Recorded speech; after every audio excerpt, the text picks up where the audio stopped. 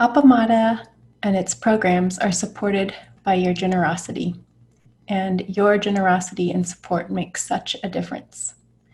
You can find a link for contributions on the website at appamada.org.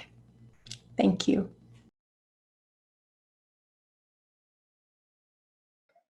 Thank you all for being here. It's very heartening to have people to listen to my thoughts about this particular topic. So, because it's been something in my mind with practice for a really long time. So I want to start by saying my intention for the talk is to encourage everyone's practice.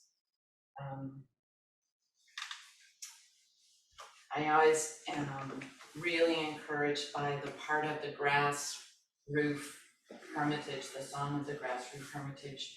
At the very end, he's saying, and don't give up. I always am very encouraged by that. So the topic of the talk is about doubt. And I'm a little worried about that because it seems like encouragement and doubt are sort of antithetical, sort of opposite of each other, but it's a big part of my practice is doubt.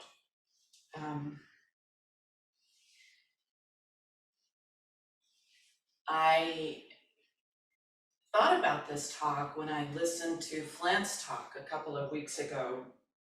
And in one short little part of his talk,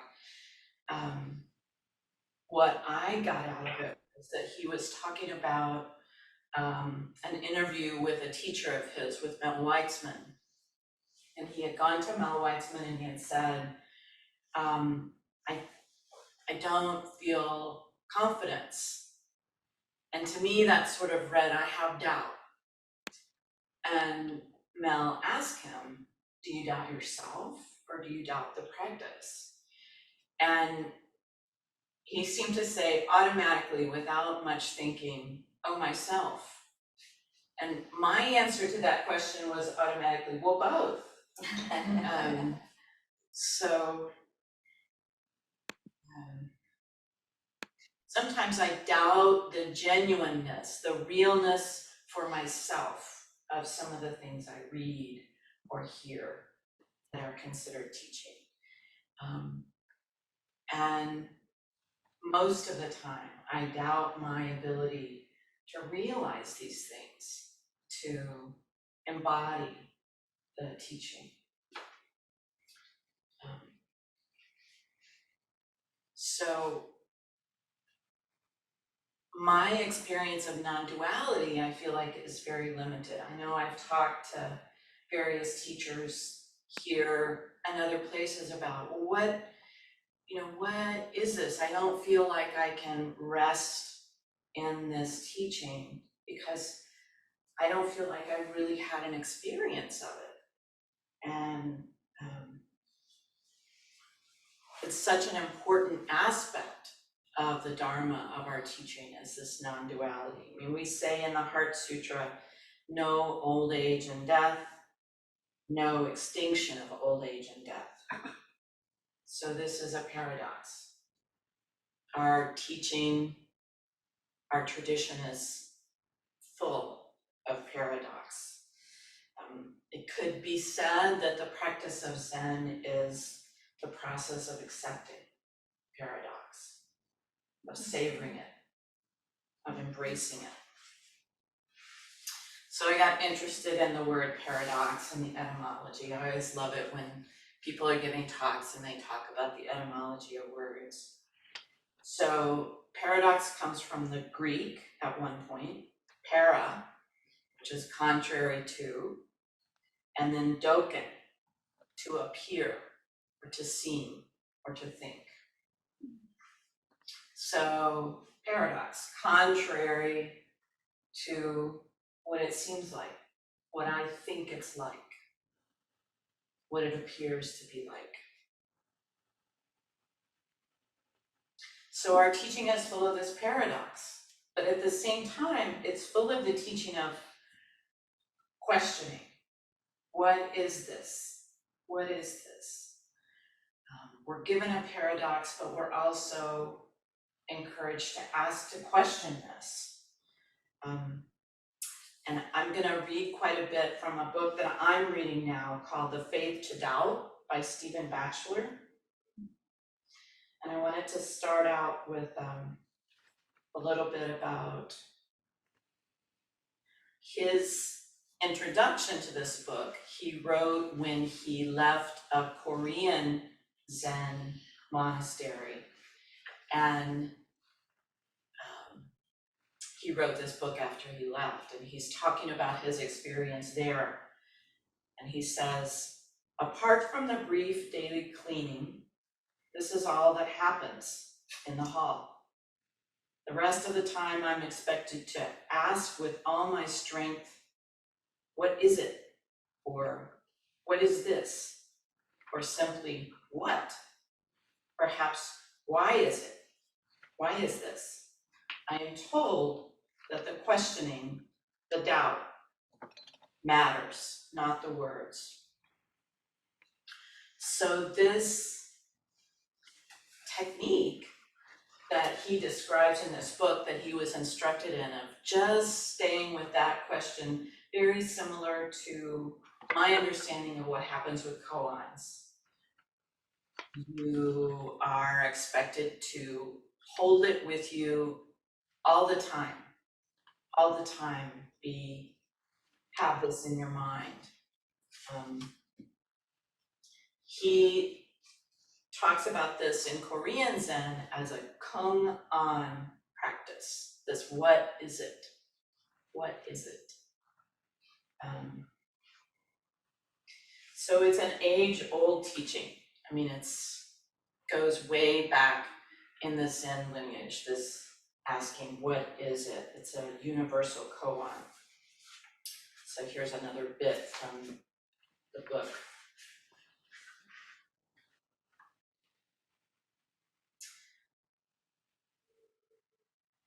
When Ganaba Bhadra was imparting wisdom to others, before he had even begun to preach the Dharma, he would assess, pointing at a leaf and asking, what is that? In the same text, the first patriarch Bodhidharma is likewise recorded to have employed this method in his teaching. He pointed at things and inquired of their meaning, simply pointing at a thing and calling, what is that? He asked about a number of things, switching their names about and asking about them again differently. Ching Chu also finds an instance of such direct questioning in the teachings of the fifth patriarch of Zen school, Hung Jin. The great master said, there is a single little house filled with crap and weeds and dirt. What is it? He also said, if you sweep out all the crap and weeds and dirt and clean it up so there is not a single thing left inside, then what is it? So these koans, unanswerable questions that we use as a technique. I wanted to read a koan from The Gateless Barrier that seems to encourage that spirit as well. So this is from The Gateless Gate, or The Gateless Barrier, and it's case number 12, Ju Yen calls master. The priest, Ju Yen, called master to himself every day and answered himself, yes. Then he would say, beware, and reply, yes. Don't be deceived by others. No, no.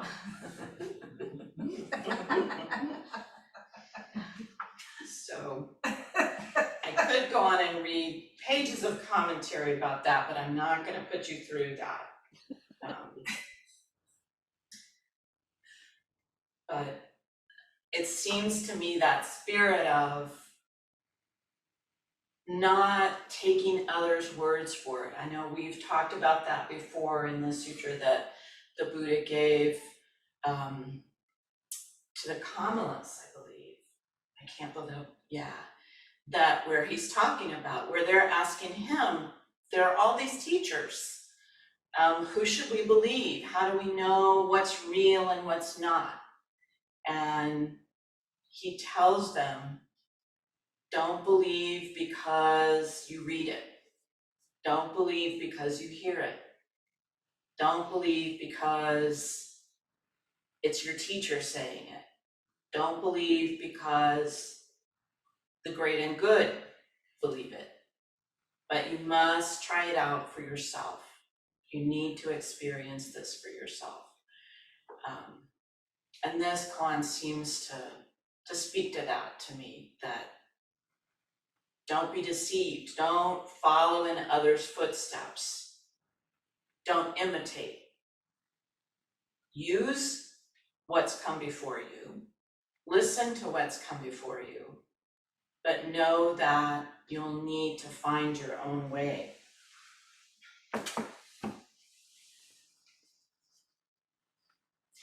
It's also interesting that he calls to himself and he answers himself. So it's almost like he's the one that knows the answer. He's the one that, with the instruction, what to do, and he's also the one that's getting instructed. He's also the one that needs to do the activity that's being instructed to him to do. So he is two people, but he's not two people. He's the same person. He is the question and the strong continual process of asking that question.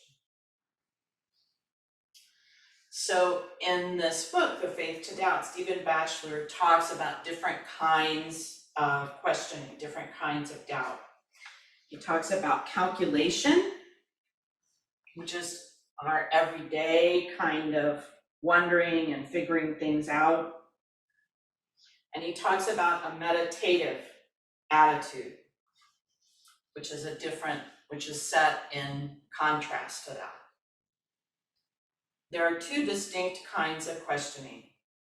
The most common type is that which solves the problems which occur in daily life.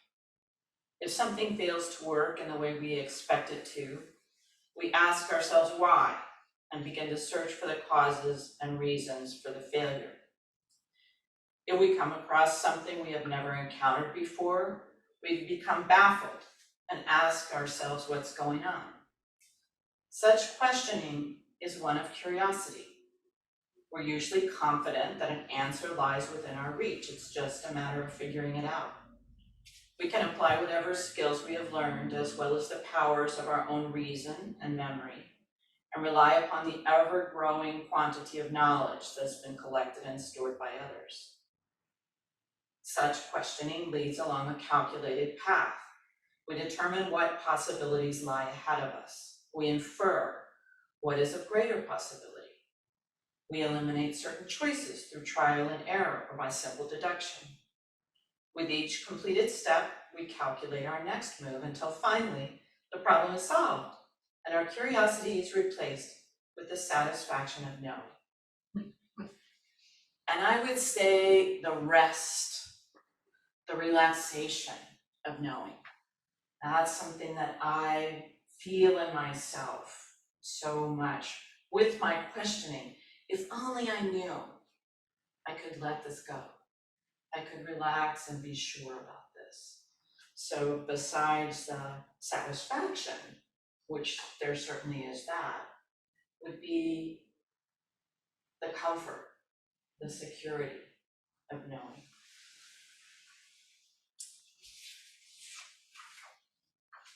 So he sets this in contrast to a meditative attitude. I'll read a little about his description of that. The core of a meditative attitude is questioning itself. In contrast to a calculating inquiry, in which the inquirer is separate from the problem. Only a conceptual distinction can be made between the meditator and the mystery. For meditative questioning partakes in the nature of the mystery itself. It is a kind of fundamental astonishment or perplexity, reflecting that which simultaneously shows itself and withdraws. The practice of meditation is a process of attrition. The mind has a seemingly infinite capacity for chatter, and there is no instant or easy cure for this proliferation of thoughts and emotions. I know Peg used to reference this, that there was a word, and I don't know if it was Pali or Sanskrit, but propancha, this continual upswelling of questions and chatter. Only the patient continuity of meditation, what the Chinese master Su Yun called a long enduring mind, can finally wear it down. This process is echoed in Lao Tzu's words, which is of all things most yielding, can overwhelm that is of all things most hard. Water is that which is most yielding, rock that which is most hard. The patient, unhurried, yet continuous flow of water can wear down even the most resistant and stubborn rock.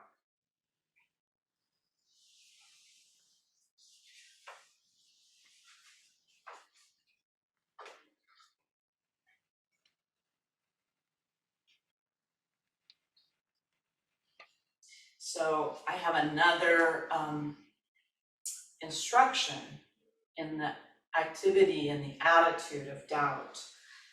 This comes from Zen master Takasui.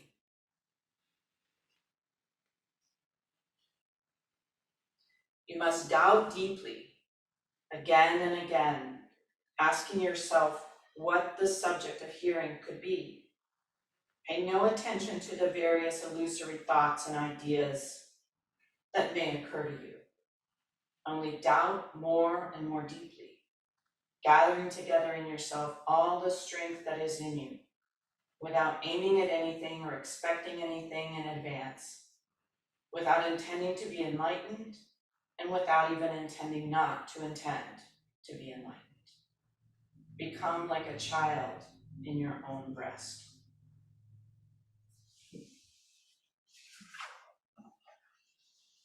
So back to the encouraging part.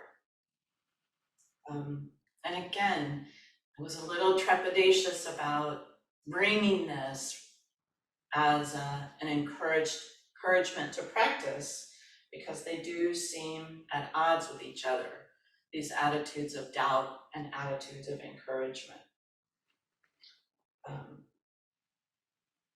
I wanted to read one more thing that really begins to combine those two things.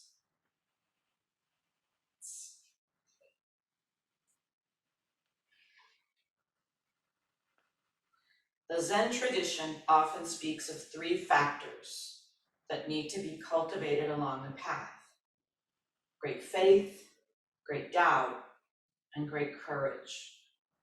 Thus, faith and doubt are brought together. Clearly, doubt in this context does not refer to the kind of wavering indecision in which we get stuck, preventing any positive movement. It means to keep alive the perplexity at the heart of our life, to acknowledge that fundamentally we do not know what is going on, and to question whatever arises within us. So that encouragement, gentle and slow like water. And again, my last bit of encouragement I wanted to give was to go back to the Song of the Grass Roof Hermitage by Sekito Kisen. It's in the chant book, and we chant it once a week in the morning. So some of the last lines in that poem are, "The vast inconceivable source can't be faced or turned away from." And that one line to me holds that paradox, but it also is very reassuring to me. You can't do it. You can't not do it. It's okay. Meet the ancestral teachers. Be familiar with their instructions. Bind grasses to build a hut, and don't give up. So do all the Zen stuff. Read all the books and listen to all the podcasts and ask all the questions and hear the answers. But live your life. Bind grasses to build a hut. Do the daily things, but don't give up. Let go of hundreds of years and relax completely. Open your hands and walk innocent.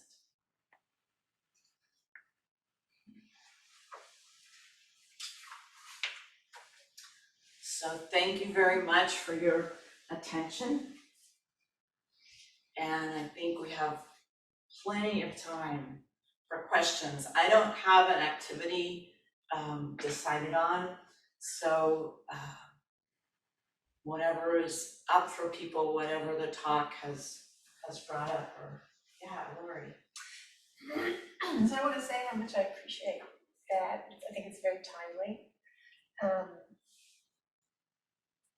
And just one of the last things that you said, and I'm not going to quote it exactly right, but about the advice of, well, certainly not giving up, but right before that, it was about holding on to the, no, it wasn't holding on.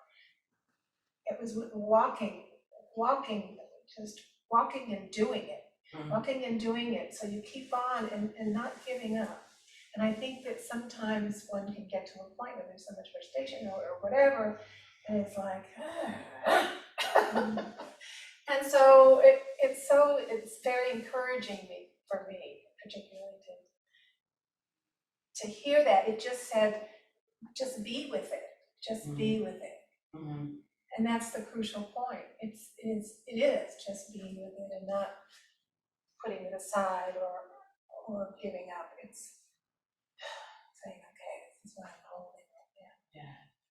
So it's very simple, but it's so profound, really, to do that. So anyway, I appreciate it. Yeah, thank you. Yeah, I mean, so much in the reading that I did talks about, it's not about answering the question. And I know that comes from so many wisdom teachings that you have to love the question. And that's an easy thing to say. But that the question, that attitude is the point, is the way forward. Kim. This goes with what you're talking about. There's a koan, not knowing is most intimate. And I'm curious if you see that just as the same as doubt. But somehow it seems a little more positive to be in the state of not knowing. Yeah, I think that's what doubt gets you to. That in my experience is that's sort of the fruit or the wine after the bitter grapes of doubt. You come to this, I don't know.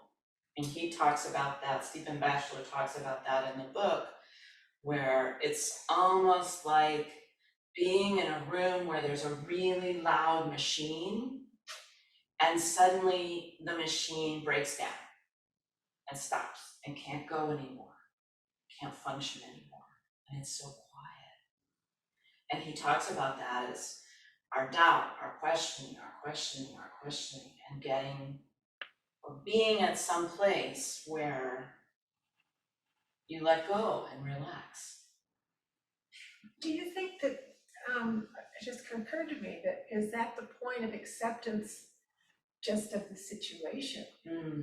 You know, saying, well, this is what it is, instead of fighting against it. Right.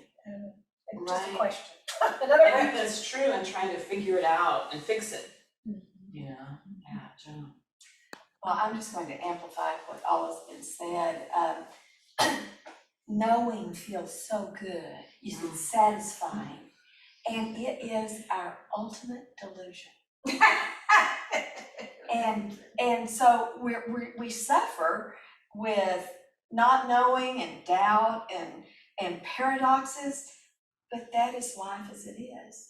And that is when we have broken through delusion. Yeah, and it doesn't feel that way. It's groundless. Yeah. Right, it's groundless. That's another line from, I think it's from the Shen Shen Ming, that always, the first time I heard it, I was like, ah. And then simultaneously like, ah. It's all at once you are free with nothing left to hold on to. Oh no, oh thank goodness. All at once. Becky, Yeah, Becky. Bridget.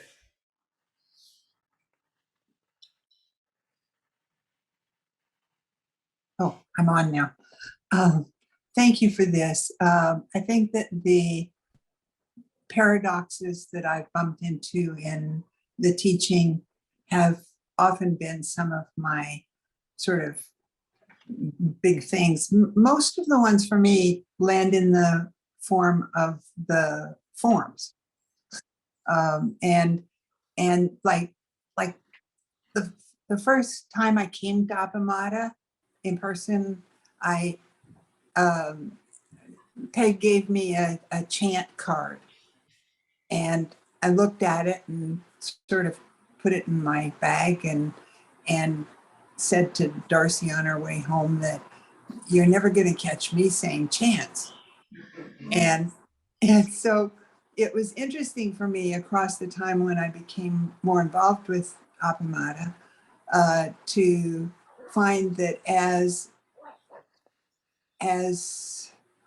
Flint offered things which were a different word framing of what the meaning for us is, and I got it, it's like, and then I could say those ones. So at a later time in inquiry, I asked, I said something to Flint about that.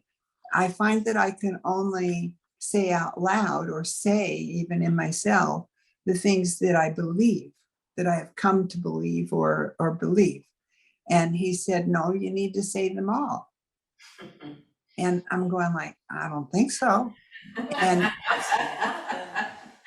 I've tried it out, and there's still a number of them that I don't find at all that I can say.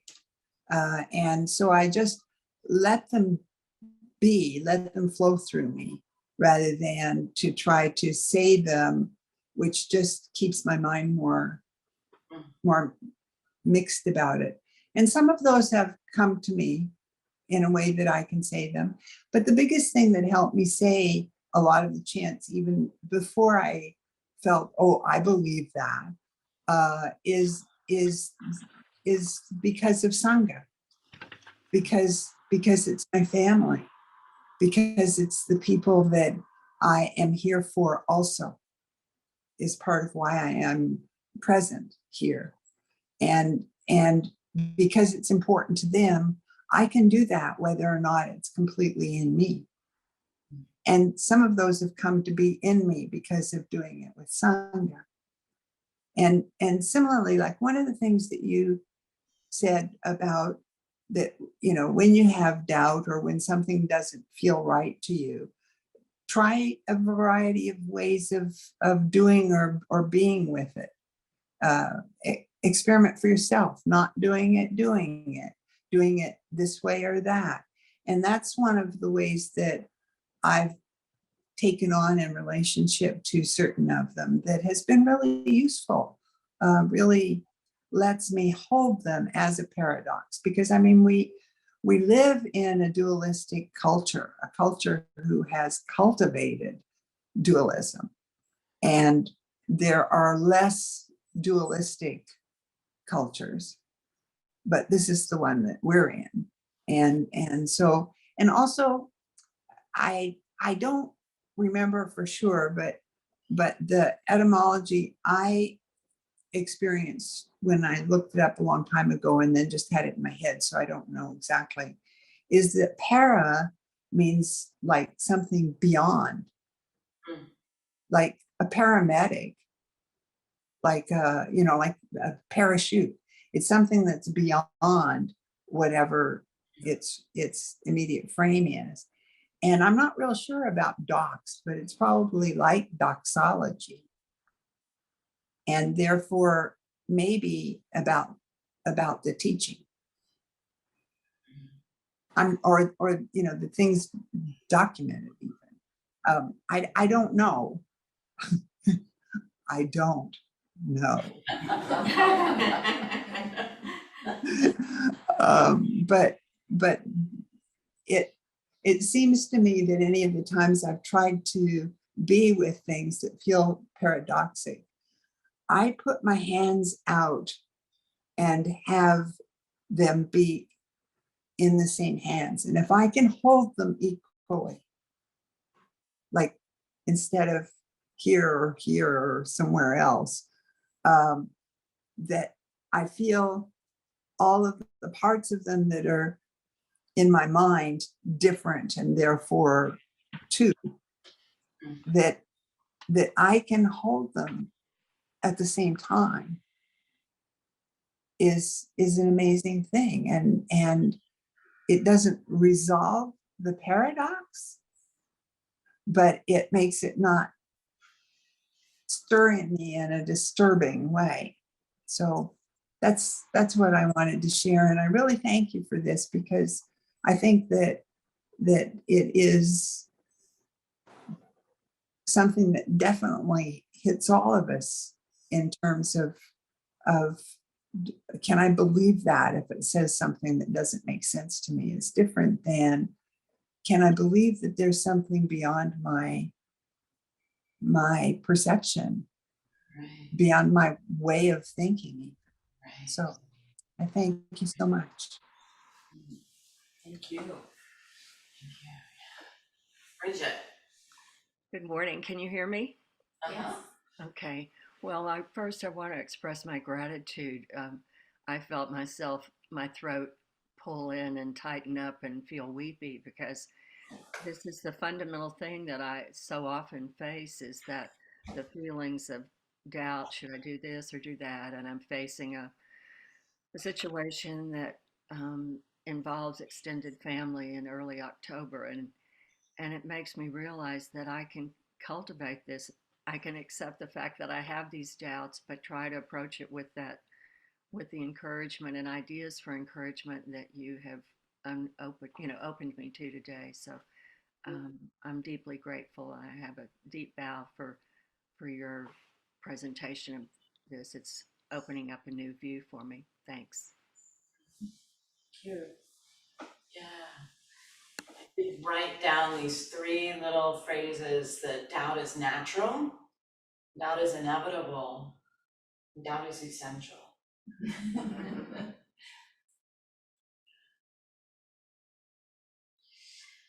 So thank you all. I guess we'll go ahead and finish up with our service.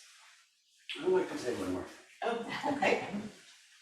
This is somewhat for Susan, but I was reading a book review about mathematics this morning, and I was just thinking as we were talking that it was saying, where did numbers come from?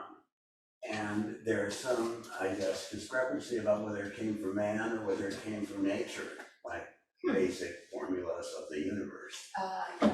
And I thought that was really beautiful. So, and just holding that doubt, where did numbers come from, was kind of a neat exercise for me. And To count numbers, yeah. Yeah. What? to doubt numbers like that. How Yeah. unusual, because they feel pretty certain. Yeah. Like 1 is 1, 2 is 2. Mm. Oh, that's another dimension. Yeah.